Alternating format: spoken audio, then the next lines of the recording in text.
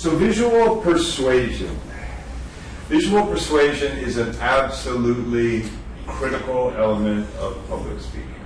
There is a caveat that, as I mentioned to the class earlier today, of course, lots of good public speaking has no visuals at all. However, if you are going to use visuals, which is often the case in many industries, the degree to which you succeed or do not succeed in how you put together your visuals can be a big predictor on how your own success in terms of getting your particular message across. So just like we discussed earlier in terms of memory research and persuasion research for verbal communication, we're also going to introduce these same things, the visual topics to you in that lens as well. So what do we know in terms of visual persuasion that works for the way we retain things in terms of memory, and what do we know in terms of visual persuasion that works in terms of persuasion? So we're just going to walk you through this right now.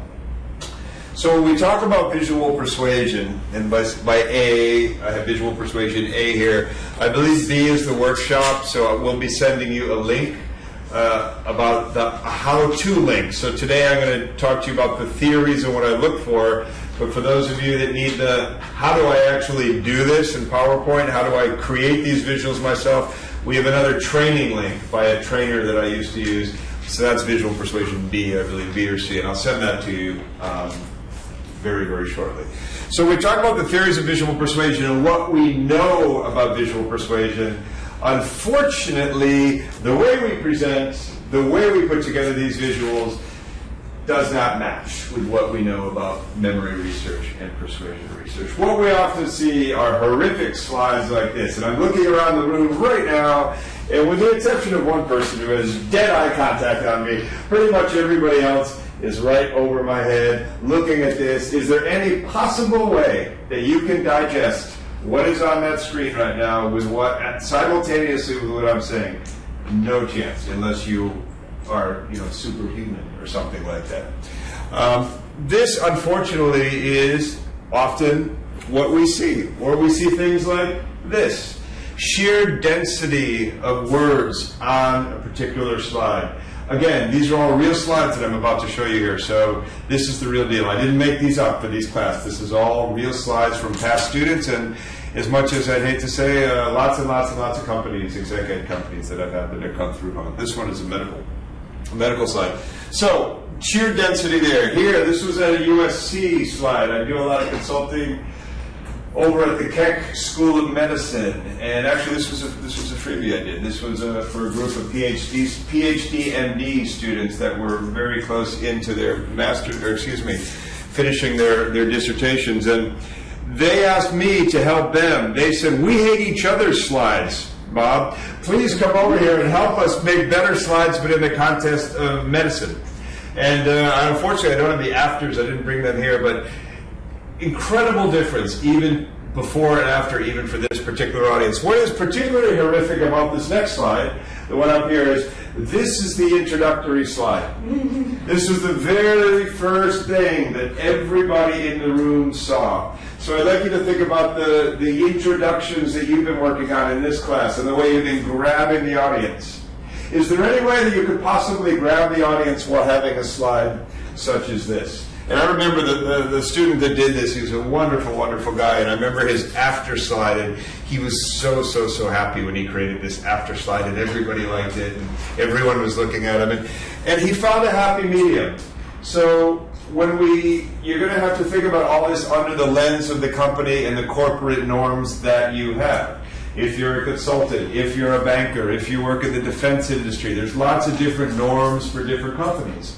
So we may have to find a happy medium, because I don't want to teach you a bunch of principles that get you all fired because you put lots of clean, nice visuals up there. But we will get you in the right road. So here, an introductory slide, not good. I always put this slide up. It's one of my favorite slides in the history of slides, simply because I've been looking at this slide now for about 8 years. And in 8 years, I still don't have any idea whatsoever actually what this slide says. So if any of you, including Pharma Steve over there, have any idea what this slide says, now is the opportunity for you to tell me and help me out here. Really, really horrible. horrible at multiple levels. We have the arrow in the middle of the as you, and we have the, I mean, real slide, it was a strategy slide. I remember it when it was presented. I didn't understand it then, and I do not understand it now. So we want to move you away from this kind of stuff. Let's talk about creating your own visuals now. What are some good things that we can do? What are some things that we need to avoid? Clearly, we do not want slides that separate you from your meeting, that weaken your meeting, okay? That hurt your efficiency, that distract, that overwhelm. There's quite a lot of research that says pretty clearly that all these bells and all these whistles and all these jumping animated characters in PowerPoint are generally speaking devalued by audiences in terms of what they say visually works for them. So lesson number one, don't over-animate. We don't need lots of flying pop art and all different kinds of things. Just think very, very clearly, if I'm going to use an animation, does it add some value to what I'm doing here? Now, for me, there is really, when we talk about impact, we talk about retention, every slide that I look at under this lens, essentially. And I would like you, I'd even like you to think back about the slides that you did for your first presentation now. If you think about every slide under this lens, it might help you towards your next presentation in reviewing what worked and what didn't work. For me, does the slide increase your efficiency as a speaker in helping you present? Does it help your effectiveness of getting the message across?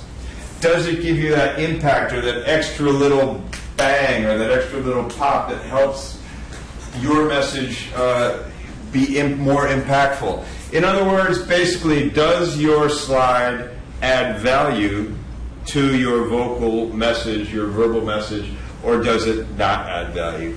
I would argue pretty strongly that if your slide does not add value to your verbal message, it maybe should not be a slide that you're going to use. So this is something that I spend a lot of time on when I look at your visuals, and we just methodically go through them. Add value, not add value, add value, not add value. So this might be a good check for you when you think about your own slides down the road. Again, for your first presentation, don't worry, I didn't have my critical hat on. But for the next presentation, we're going to elevate the game here. We're going to definitely make the bar much higher. Now, 7 by 7 in and of itself is not a number that, to the best of my knowledge, is supported by any great body of research. However, I use the 7 by 7 rule as a check on each of my slides. You may choose to use a 6 by 6 rule or an 8 by 8 rule or whatever, but essentially what I do is I check every slide. More or less, I don't count the words, but I say, does it have more than 7 words going across? Does it have more than 7 lines of text going up and down? If it does, it's a mental check for me that maybe my slide is starting to get a little bit too busy. Again, I don't sit there and start counting, well, oh God, there's 8 words, oh no. But what I just want you to do is start thinking about the density of words on your slides. So 7 by 7, 8 by 8, whatever it may be, it's a good mental check. Again, I don't know any research that actually says exactly 7 by 7, but there's a lot of research that talks about lots and lots of words in a slide is devalued by audiences, and certainly in terms of retention is not helpful. So, next thing I'd like you to think about, so we talked about density of words, okay, we sort of introduced you to that element in terms of slides. I'd like you to also think about what your slide is doing for you, what you are trying to communicate with your slide. In this case, here's a slide on that side of the screen that is communicating a conclusion. In this case, here is a slide that is showing a comparison of data. While it seems obvious that they're quite different, it's remarkable how many people actually do the wrong thing and mix these things up. They actually show this for that and that for this. So be thinking, do you just have a statistic? Do you just have some conclusion that you're trying to throw out there? Well, maybe something like this is more worthwhile. So be thinking about the purpose of your slides as well and what exactly you are trying to do. So that's another important thing about visual persuasion. I'm not a designer, and I don't expect you to be designers, but does anyone know what's going on in this slide that is actually very, very consistent with design principles and persuasion? Pictorially, something's going on here that we know. Yep. Everybody's smiling. Well, I guess that potentially could be. I mean, it's creating a positive vibe in the slide. That's actually not what I was going for, but maybe, yeah, perhaps. Yes? Is it that the people are actually facing towards the takeaway? Yeah. So the eyes here are actually facing into what you're trying to communicate in terms of this particular statistic, and that is very well supported by visual persuasion research. Now, am I going to expect you to do this for every single slide? It actually is quite easy to flip your images, but no, this is not at the level that I'm expecting you to do. However, the way I look at it, in a game of the corporate world, every little edge is a good edge. So if you want to do it, it certainly can't hurt. And the beauty about much of persuasion is people are persuaded, but they don't often know why they're being persuaded. So you do these little things, and they say, "Cool," and I get the number, they get it, but then they don't know why what's going on. So at any rate, very clearly, that is a design principle. Nice, clean slide, nice, appropriate image. It is a lady in the picture, so if you had a guy there, that would be a bit of a mismatch with the conclusion, but clearly good picture. Here's another one, I think a nice clean slide. So I'm trying now to show you a couple examples about where we are heading in this class. Again, if you're a consultant, if you work for Raytheon in finance, well, maybe this is not the way to go. You have to know your industry norms. Maybe there's a happy balance. But I will say, you'd be surprised how many people from Ernst Young and from Deloitte and from all the consulting firms that I've talked to over the years that say, "We love this stuff, we just wish we could do it." So it is probably more accepted even within the consulting world than you may think. And as a caveat, for those of you who are not familiar with what consulting presentations look like, they're dense, they're long, but they're often used in a very different way. We sit around a table, we flip through the pages. So it's a different kind of a use of a visual persuasion. So, and we'll talk about different types of PowerPoint decks and backup decks, and we'll get to that in a minute. Again, it's clean, it's clear. In this case, the point was to highlight Japan. It's highlighted in red.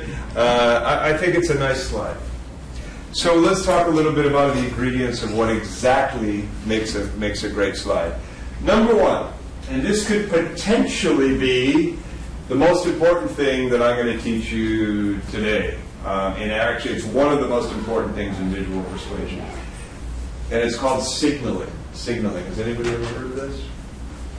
It's a concept that a guy by the name of Mayer up at the University of California, Santa Barbara, he's a psychologist. He studied this a lot, and it's actually very, very, very simple. The idea being, in signaling, that the caption of your slide, what's the caption, Shant, of this particular slide? Okay. The caption of the slide should be the takeaway of your slide. What we will find out very, very, very shortly on the next slide is actually the speaker's takeaway on this slide was not that. So that's a miss signal. So let's look at this slide for a minute. What do you think, Heidi? What is horrendous about it? Oh, you like it? Okay, maybe you like it. All right. Well, I mean, the numbers are growing. The numbers are going. You just like the data. Good data. Good data. You're the first person that's actually ever. You're very much of a glass half full type of person. That's nice of you. Everybody else starts throwing like pies at the slide. Yes. Oh, the visuals is distorted and the colors and. I was really going with the background. The background's very distorted. Visually, it's tough to see. The numbers are kind of hard to see. That's such a nice thing you just said there. Nobody's ever said a nice thing about this. That's actually very good. That's very good. So, here's a before and after. This is the direction that I'd like to move you towards. We're not yet perfect, but we're moving a little bit better. Okay? Now, this is a good one because, again, you always have to think of your industry. If I was presenting to my father, who's a CFO, he's going to want a little bit more detail here to make sure the specificity of numbers. For marketing folks, this is probably just fine, depending on the audience. So always think about your audience. Audience, audience, audience, audience, and the level of detail that you're going to need. Right now, though, sorry to keep picking on you, Shant, but now we see this big red bar over there on this side here. We're starting to think, well, maybe the speaker's message was actually not number of bikes sold between 2002 and 2007. In fact, it wasn't. The takeaway of this slide was that over 5,000 bikes were sold in 2007. This is signaling. So why is signaling important? You have about 3 or 4 seconds right now when everybody sees this slide. You're starting to process this slide, right? You're all looking at the slide, you're looking at me, and you're trying to process the numbers, the data, whatever it may be. You want people to process these data in the way that you intend, not the way that they want to do it. You don't want to have it be an open slate for them to process the numbers in any way you want. At least in that first moment, you want to guide them into clear caption, clear takeaway. This is the way you want them to read the slide. As opposed to this other one, well, maybe they're reading all different kinds of stuff. Are you with me? So this is a very, very critical thing in persuasion. Now, ultimately, of course, if the slide's up there long enough, they will start reading other things in the slide however they want.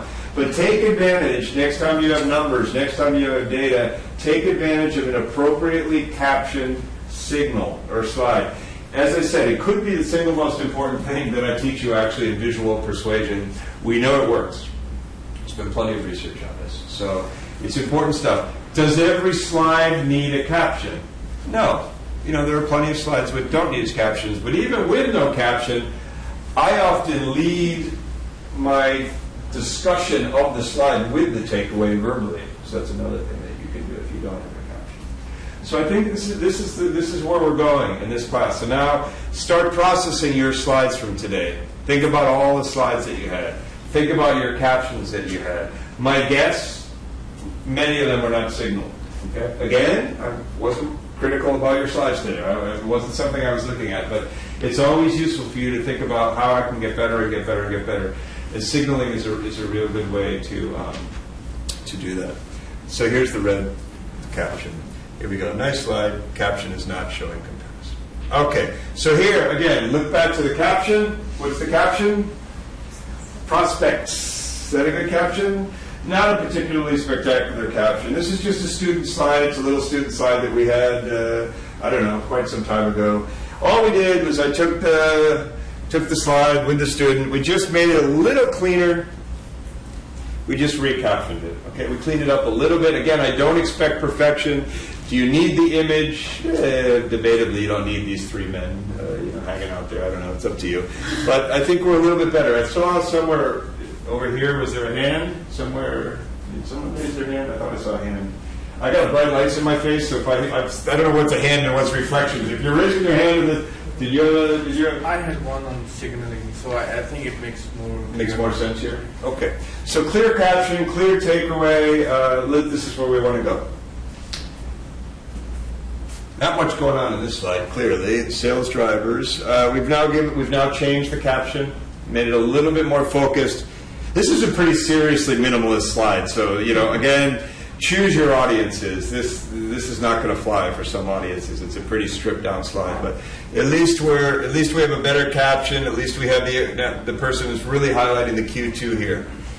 Here's another one.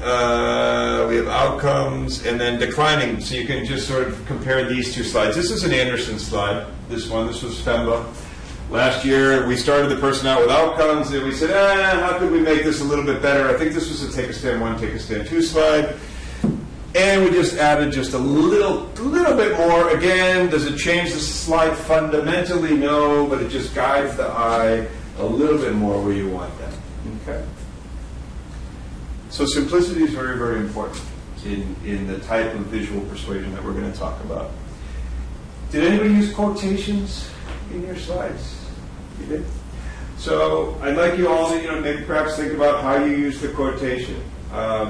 Quotations, we know, in terms of evidence, can be quite powerful. Think about over the years, people have used examples, they've used quotations, and how they've visually represented that quotation, if they did, on the screen. And then think of something like this. Look at something like this. Wow. I mean, this has the potential, something very simple, to just set you apart in the right context. So again, we all need the right context. But this has good visual pop. It's a nice quote. It's simple. Imagine yourself in a day full of presentations where all these bullets and more bullets, and you come up and you're vibrant, assuming you're within industry norms, and you do a nice quotation, a nice, simple, clean slide. It can add some serious value to your presentation. So, two good examples here of visual simplicity, and in this case, quotations. And if you know my friend Rakesh, here's one from one of your UCLA professors. Happiness is a sailboat, and you have control of the rudder. Do you know, anybody know Rakesh? Oh, okay. He's a big happiness guy. He's an operations guy. I think he studies happiness. So one of your FEMBA folks last year, this was his slide. Simplicity, simple, clean, nice. Again, in this case, it was a marketing type of thing, very industry specific, but very, very clean. Does anybody have stock photo sites that you particularly like or that you particularly use with any degree of frequency?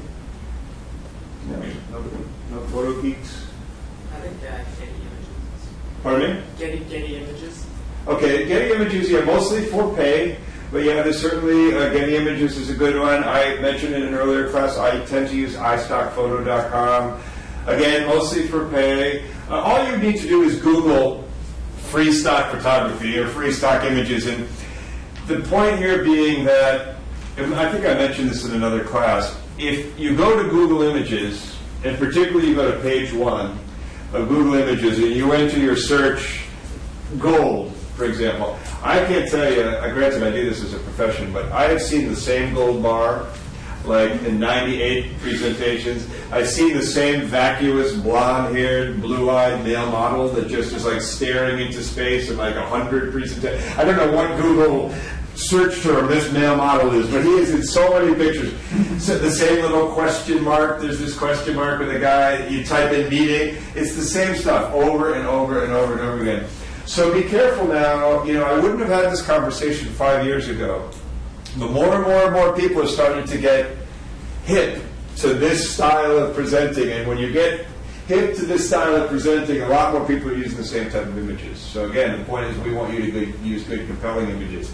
And you know, honestly, if you know, these probably they don't cost too much money if you want to do that. If you have a big high-stakes VC pitch, you have something that means something to you, I'd definitely at least take a look at these stock photo sites, because it could be important. Now, templates. Who here has a corporate template that you have to work with? So lots of you. Oddly, mostly this side of the room, but only one on this side of the room, and a couple back here. I would argue that with the right corporate template, much of this is actually very doable. This right here is Hewlett-Packard. And it's a pretty good example of staying consistent with the Hewlett-Packard slide deck, yet doing some of the things that we talked about. In the middle is a quotation slide. So what we're talking about is not divorced from corporate America or, you know, the corporate world, if you're in Hong Kong, for example. It's not divorced from that. We can do this. Unfortunately, some corporate templates are horrifically bad. So I do a lot of consulting here and at UCLA Executive Education, and some of the companies force me to use their templates. So I have to put my stuff onto their templates, and you know, there's like orange and purple, and you know, some of the most horrible color combinations you could possibly imagine. But that said, assuming you have a workable company template, you know, I think this stuff can be very consistent with that. I want to come back to the point about PowerPoint again. Lots and lots. Has anybody ever seen this video? You can find it on YouTube if you want. It's kind of a good, fun little video. But lots of great presentations and lots of really good leadership communication presentations. Don't use any PowerPoint at all. My goal here is to say, hey, we often use it. Let's make it good. But death by PowerPoint is something that most of us sympathize with. So let's do some cleanups. Let's look at some befores and some afters and things like that, some problematic ones, and let's debrief why they're problematic. And hopefully you won't fall into these particular traps. What do you think? What about this one, guys? What's the problem? Or what are the problems? Too many colors. All right, we have too many colors. Yeah. Okay. All right. I don't know if it's the too many colors that I'm concerned about. More the gradation of the colors that is a little bit problematic to me. Okay, so there are some color issues. I'll grant you that. Yes. Maria, not Miriam. Maria. Yes. The caption does not communicate the conclusion, and it's hard to read the caption. So the captioning is very poor, right? Market trends. So you start thinking of all these captions that you've seen in your life. You know, history.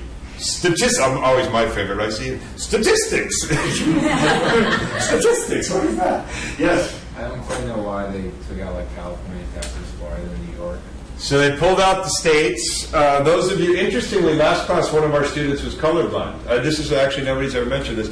He actually couldn't see the, well, he must have been able to see it a little bit because he actually came and talked to me about it. But for the most part, he couldn't see the differences in the red. So the pullout is unclear.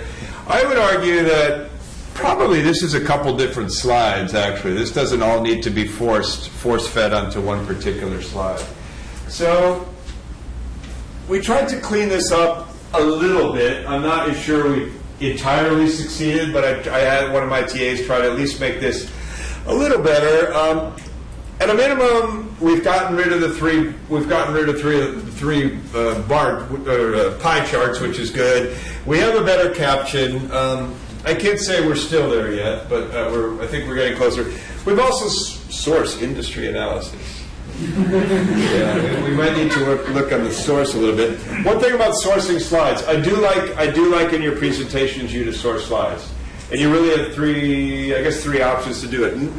Kind of like this, discreetly and small in a corner, via an appendices or via a handout that you give someone, so you may have another version of this, or at a very, very minimum a spoken source.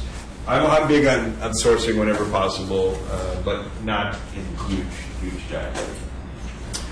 What about this one? Whoa, I agree. Whoa, that's good enough for me. Whoa. One thing we do know about research is that full sentences, if any of you had those on your slides today, full sentences are generally greatly devalued in terms of people's perceptions of quality of PowerPoint. I would just do phrases, basic phrases, adjective, noun, whatever it is. Watch out for the full sentences. Again, to me, this tells me you just are throwing stuff that you've grabbed from the web, you're throwing it online, these are your notes, whatever it may be. It's not the appropriate thing to do for a PowerPoint slide, or so says Persuasion research. Well, if we didn't like full sentences, we really, really don't like paragraphs, or whatever this thing is. I guess it's a mini paragraph. Actually, it might just be a really long run-on sentence about painful ejaculation. I actually never noticed that, what was written up here until this very moment. But I've done this presentation more than once. I actually never read it. There's just too many words up there, but yes. Regarding the source, I guess, is that the source right there at the bottom? The powered by? Yeah, not really the most. It's certainly not the CDC. I would probably make it much smaller. Is that what you're going with? Yeah. The quality of the source is a whole other issue. But not so good. Once again, folks, these are real. I'm not, giving you fake stuff here. I have to say, you're really lucky to have me as a professor right now instead of having me 15 years ago. Because, or even 8 years ago, I used to actually really like these little things, like the little hamburgers and the little tires that everyone would do with animations. And then I later learned that actually research tells us that most people really don't like them at all. So like in the old days, I used to teach, do this, yes, put little hamburgers. When I was at USC, I used to do this all the time. Long story short, don't do that, okay? We'll talk about bullets shortly. I have a whole other opinion on bullets. But what's wrong with this? What do you think, Galen? What do you absolutely, positively love or hate about it? It's just on top of all the text, so it's a little bit blurry. You're reading topic out. Boy, this is like the glass half full class. Boy, you're both very kind. It must a little bit blurry. That's nice. Yes. Anyone like to escalate that or make it a little bit more profound? Well, I was going to pull on the same lines. Yeah, it's just hard to read. Okay, hard to read. You guys are a kind class, I must say. I've had groups that have just started screaming. Yeah, it's really, in my opinion, an extremely bad slide. Horrifically bad use of templating and logos. We keep getting worse. Yes? Is there a best practice in terms of using background images, even if you use the color of the text that was legible? Should you use background images or should you just stay with like one solid color? I don't know of any specific research that addresses that issue. I have my own personal preference, which is one solid color, but I've seen some. So you mean the PowerPoint embedded within a background, a consistent group of background images? I've seen some good ones over the years, but generally speaking, we don't want the busyness of the background image to detract from the message on the image. That would be sort of my advice on that one.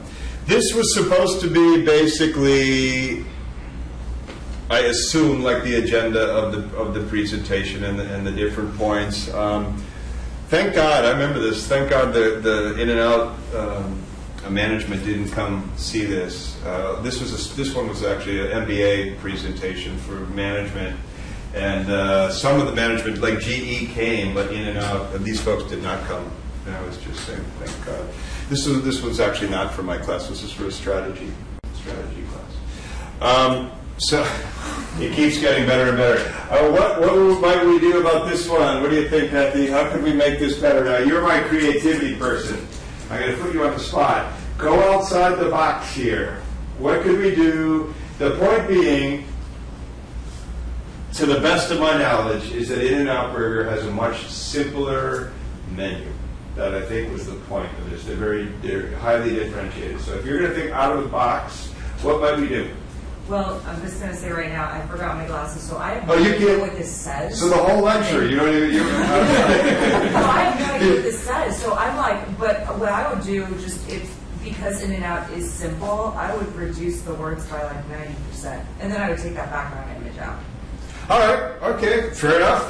Both of those things are okay. I wanted you to go even more outside of the box, but those are both... you mean like in a menu frame or like a drive? Pretty much. I would just show 2 screen captures of menus, okay, quite frankly, or even 2 menus, really. So you recovered. You did it. Excellent. She's our creativity person. There's not a whole heck of a lot of value add here. It's just a blurry mess of an overdue. So sometimes just the simplest screen capture can be much more effective.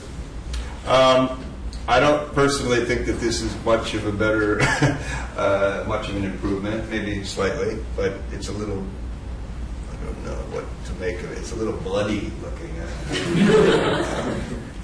Oh, statistics. Well, we have statistical data, not statistics, but statistical data.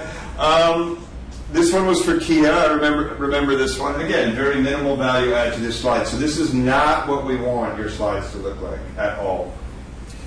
And we really don't want this. I don't know. This is strange. This is one of my favorite ones to talk about because I remember this project pretty well. This is a poll of Anderson students and their car ownership habits and so on and so forth. How might we change this? What are your thoughts? Yes? You could do a much cleaner table without having to count and I think the bar is kind of saying that. All right, so we could, number 1, really visually clean up the table itself. Okay, number 2, yes? Only eliminate the table and have just a graph. Okay, we could represent it visually represent it in a different way. Yep. So you want to sort them from like high to low. Without question, we need some serious sorting here. It's a bit wacky. You've actually so far haven't hit the one that really just knocks my socks off. Yes? You may want to put work during the car you drive with that title. And then car number. Yeah, that's absolutely another possibility. I thought I saw one. Yes? It's not really clear what the objective of the slide is, what they're trying to show. Okay, and better captioning. Yeah, better signaling, and depending on what that is, maybe even just show the top 3 if that's the only part that's relevant. So another way to do it. We're getting warmer. No, it's amazing nobody's actually talks about the part that really just completely freaks me out. 2 of you? Yes? This is horizontal. It looks a little complicated. make it more vertical. That's potentially, yes. The most interesting piece is the other If I was close to you, I'd give you a high five. So this is obviously either a data collection error in terms of who did the market research, or it's simply the way whoever took to present it didn't correctly identify other. We have 40% of the other, which is quite a lot of other. So we need to do something with the other. And nobody's also mentioned my favorite, that zero is actually represented in a little bar. So we have 3 and 0 actually kind of look alike. I thought it's fun. Here's an interesting one in that I'm going to ask you to really, some of you are not going to like what I'm about to say on this one, but this is a pretty typical slide, right? We got it looks like this is probably our notes. We just want to guide the reader along. Fair enough. There's not too much on there. Fair enough. You're not going to win any awards for this, but it is what it is. I would like you to at least consider. I can see already we're about ready to have a fight. At least greatly reducing the amount of bullets that you use in your presentations. Now, I'm saying this not as something that I've ever actually read anything on research about, but I'm saying this as a way to separate yourself from the masses and to get simpler and cleaner. If you look through my PowerPoints in this class, you will not see one bullet in anything of the 10 or whatever, however many PowerPoints that I had. I'm not going to ask you to go to a bullet-free life. Don't worry. I'm not expecting that you're all going to go bullet-free. I realize your industries. I realize what you're going to be doing. But this could be let's just stick with what we have here. You reduce the bullets. You give us better spacing. You increase the font size. It can look, again, it's just a little bit of an extra edge that separates you from everybody else. If it's done tastefully and not over the top or anything, it may be something that you might consider. I'll leave this point aside because I realize that some of you are just not going to buy this at all. But think about it. Think about it. In terms of simplicity of message, bullets by definition give us this listy feel. And just think about it. Now, what might we do just to simplify this? We talked about we don't want the PowerPoints to be your notes. What could we do to just simplify this very easily, Rachel? Very simple, very easy. What could you do just to strip this down? If you just put like convenience, price, selection. Exactly. That's pretty much all you need. Convenience, price, selection. If you, like this class, you had to prepare at the last minute, you didn't have any time, you could have a little bit more information, and a discreetly hidden note somewhere. But generally speaking, my guess is that's probably all we really need. Or it might even be low price, better selection. You could play with it a little bit to give us a little bit more focus. But I agree. I think that this slide could be made cleaner, simpler, easier to follow. And again, what happens? Attention's on me. Attention's not on the screen. The screen should add value, it should add impact, it should add efficiency. Now, you're really going to laugh at this one, Audrey, because I'm about to tell you I think this is actually a really, really, really good, I don't want to say slide though, we'll say document. This was a strategy presentation, and I remember the strategy professor absolutely loved this. He thought it was the best thing of the entire year, as a matter of fact. So it brings up a really good point. This is one thing I would strongly urge you to do, is to create if you have the time, to create 2 PowerPoint decks. One is for visual consumption when you're public speaking like this, and another one is of much greater density that could either be as a handout or as a backup PowerPoint as well. So this is one way to deal with different types of audiences. You can also throw in tags and other things where you can you could click from your clean PowerPoint deck into the much more dense slide if you have two versions of the same thing. So that's another thing that you can do. So you have the CFO in the back room that, if you decide you want to go to the simple method, boom, you could go right to a much more detailed slide for that CFO. Or you simply use this as an appendices, and it could be handouts. So I'm not actually arguing that we should reject great density. I'm just saying that they have different place. And this slide is not something, can you see it? You can't read that, can you? No, it's not something that you would use for this type of thing. Yeah. So even for a handout, nobody can figure it out. Oh, I think it was actually probably 4 pages. Actually, I think that's what I meant. He loved it because there was so much good information there. That's all I meant. It's not the place up here. Yeah, you're correct. It wouldn't be a one-page handout. It would be 4 pages. What about this one? Again, I'm hoping that at this point now, after you've been listening to me for about 40 minutes, you're starting to say, oh, God, I would never do something like this, at least for this class. My favorite, one of my other favorites, Steve loves this one. In my opinion, every single bus in the world must have a bullet. If there's not a bullet for the bus, then it is not a good bus. So this bus has a bullet. We have full sentences. We have just real. This is not a fake slide. I kid you not. This one, I actually must admit, I Googled worst CEO slides. I just wanted to see what I could find. And I think, was this Cisco? I think this might be Cisco. I think this might be the CEO of Cisco. I think one of the people in our morning class is actually from Cisco. Are you Cisco? No. No? So, but in technology, sometimes you do.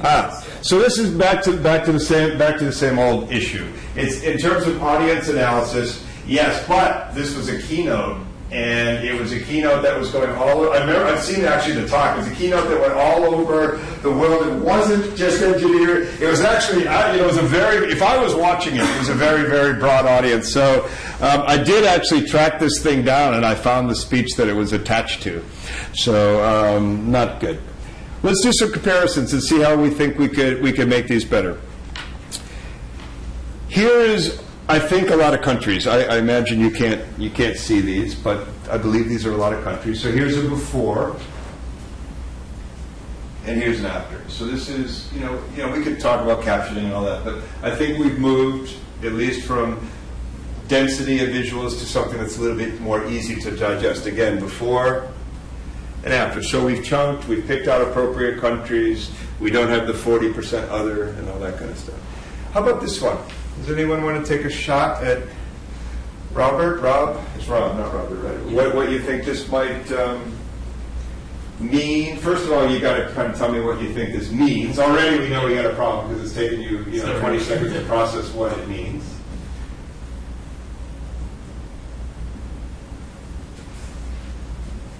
Well, it seems to be stating something that may not necessarily be factually supported by the previous sentence.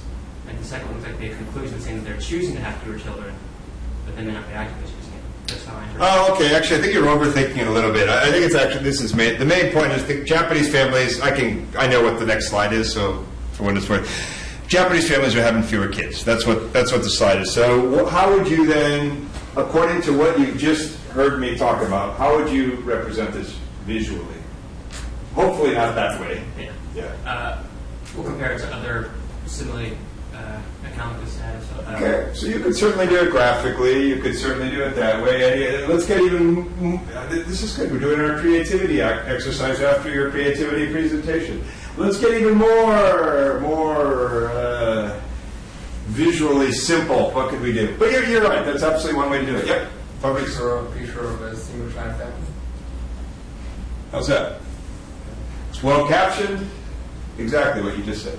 It's well captioned, it's simple, it's clean. Again, we have to understand what the audience is. Are we going to, it depends on the company, depends on the context, it depends on the audience. But for the right audience, I know I sure as heck would rather see this than that. It's supplementing what I am saying. So, again, we're going to try to move you to this type of images. This one's always for some reason this one always creeped me out. I don't know why. I don't know what it is. It's maybe a little too futuristic for it. Yeah, what's that? I'll say it's a bad use of the signaling. Yeah. Well, first of all, it's a question, and really, as a caption, A couple of you did it today. You had questions, and clearly you were not asking the audience any question. You were making a statement. So it's another. Be thinking about questions in captions as well, unless that's what you're actually doing with the audience. This one I really like. As I mentioned, I used to do a fair amount of work at USC. I was also on the board of directors of their Global Health Center. So I like issues of global health and things like that. And so we got this really nicely vetted by a group of MBA, what are they called? MFA, no, M something A, whatever the master's degree in global health is. I don't know what it's called. Maybe it's an MSc or an MPH, that's what it is. And that's master in public health. I don't know if global health is the same, but they vetted this for me, so this was ultimately what they came up with. They thought this was a very, very, very compelling slide, and in fact, a bunch of them actually used it in different contexts for their own purposes. Again, you have to think about the right audience. So this could potentially, be an offensive slide for some audiences. So you have to think about what the audience is. And lastly, I think something a little bit more, similar to what we're doing. Before, after. Okay? Cleaner, simpler. Here's again more of a strategy style slide. Very busy. Honestly, really, I remember this presentation, the presenter was really just talking about this, but threw everything else on here. So here's a good example. Imagine you threw this in front of a bunch of CFOs or finance people. You did not have a good caption. If I'm a CFO, and I know my dad, believe me, I'm really, really close to my dad, they're all reading this like mad people right now. They're all trying to find different things, and they're looking for trends, and they're all looking at it the way they want to look at it. That's not what you want as a presenter. Ultimately, they may do it, but you want to channel them. So a better caption, dumping some of the stuff up there, highlighting the stuff you want to highlight. All the rest of this goes in appendix, or it goes in a different PowerPoint deck. That's what I would suggest for this one. I don't know if that's wildly. What is this one? Is that the same thing? Oh, I think what he did is he tried to. This is again my TA tried to do it before and after here. I don't know if he entirely succeeded, but he definitely made it much cleaner, simpler, easy to understand. So, can we do this at UCLA? I would argue certainly yes. And for what it's worth, over the last 2-3 years, I've seen the FEMBA slides have been getting better and better and better and better. And I don't know if I'm getting better or you're getting better. We're both getting better. It's a complete coincidence. But whatever the case, I'm liking the slides that I'm seeing here more and more at the FEMBA level. This is a tricky, cute little. Anybody a hockey fan by any chance in this room? So you probably noticed his name was Neil, so he added the E. It's supposed to be NHL, the National Hockey League. I thought that was a little clever, but it's clean, it's simple, it makes its point. The caption's fine. His point was that hockey is a much faster sport than football. Made his point. This one. Originally, we actually changed it. It started out as capital letters. All capital letters, by the way, just like if somebody emails you in all capital letters and it looks like they're yelling at you. The same thing for public speaking. It's generally devalued and visual persuasion. So we actually changed this. I don't know if I call this a super slide, but at least it's simple. I remember this one. This was an Invest in Ireland slide. So I have to put on my best Irish accent when I do this. He's a great guy, a full-time MBA from Ireland. He actually originally had this centered. We pushed it over flush right. We made it a little cleaner, and I think it's a pretty decent slide. It's cited. It was a PricewaterhouseCoopers citation. So it's simple. It's clean. I think it's a reasonably good slide. Captioning. Tom's, as I mentioned, I think earlier to you, is probably the single most presented company on at UCLA. For some reason, everybody loves Tom's.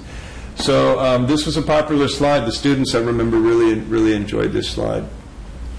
Screen captures can add nice degree of vividness to your presentation. Blogs and all different things that you can capture in terms of different screen captures.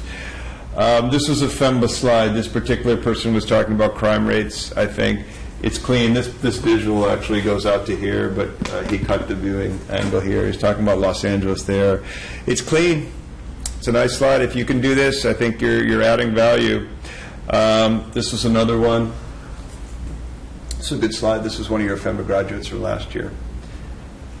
Audience analysis.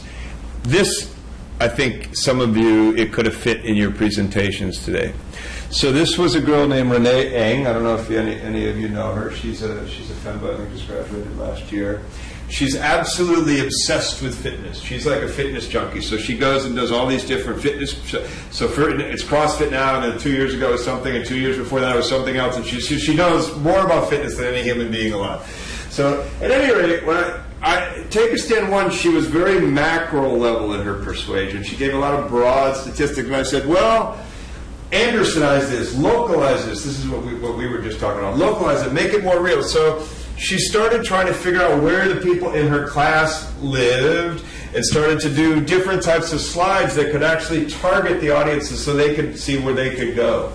So again, I think it's a pretty good slide. She also took her own calendar, because one of the potential sources of resistance was, we don't have any time to do this. So she took her calendar, she did a basic screen capture, and she tried to identify blocks. To me, this tells me that fembas are very busy if she only has these 2 blocks left that she could possibly do CrossFit. So I'm not entirely sure it actually made it worse or better. But nonetheless, this, again, good, interesting use of visuals. So think about your own presentations and localizing and targeting as much as you can. A few more from UCLA. Remember this one? This was the salsa. So we had the 3 main points. This is another femba. Her main point number 1 was, if you learn how to dance salsa, that was my little salsa move, you will be more attractive to the opposite sex. Number 2, you will meet new prospects. And number 3, you will connect in a new way.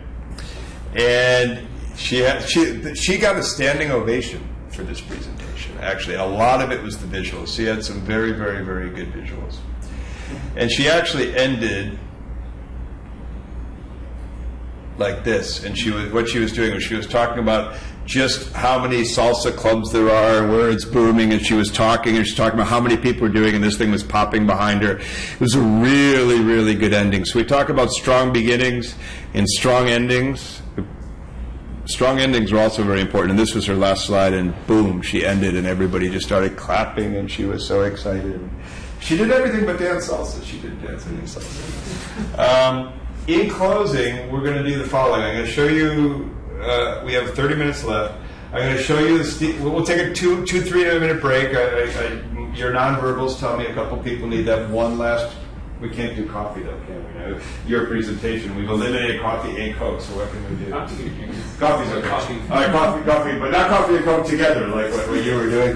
The next 30 minutes, we're going to watch the video, Steve Jobs' video. I'm going to give you a couple more techniques on visual persuasion, and you might even be able to get out of here about 5-10 minutes early. So take a 5-minute break, we'll then watch the video, I'll give you a couple of techniques, and we'll move on. All right, so does anybody at this presentation in 2007, by any chance, the iPhone keynote? No? Does anybody remember it? Have you ever seen this presentation before? I saw it once. Saw it one time? Yeah. It's perhaps one of the most viewed keynote, particularly product introduction presentations ever. So you're going to have to bring ourselves back to 2007. At this time, there was no iPhone. So it was just this was the introduction of the product. Does anyone know what happened to the stock price of Apple after this presentation?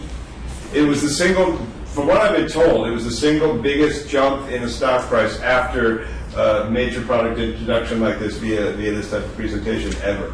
I mean, this is to me one of the greatest business presentations ever made, in my opinion. But we're only going to watch about the first 3 or 4 minutes. So what I'd like you to do is I'd like you to watch, not 3 or 4 minutes, maybe 5 minutes. Watch how Steve Jobs uses the visuals. Watch how he uses the room. Think about his vocal cadence and his pacing and his command of the room. Now, of course, we would all love to have an audience that is just screaming and cheering at every possible thing we do. So, it is a great audience, but very interesting use of visuals, I think quite consistent with what we're doing in this class. Messaging clear, vocal pace is just superb, not too fast, not too slow, tremendous authenticity, sincerity, belief.